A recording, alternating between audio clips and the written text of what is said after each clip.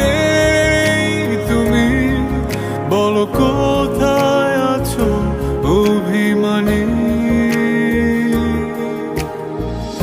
আমার কল্পনা জুড়ে যে গল্পেরা ছিল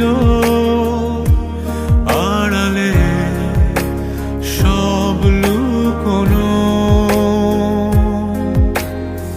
সেই গল্পেরা সব রঙিন হলো পলকে তোমাকে হঠাৎ পেয়ে যেন।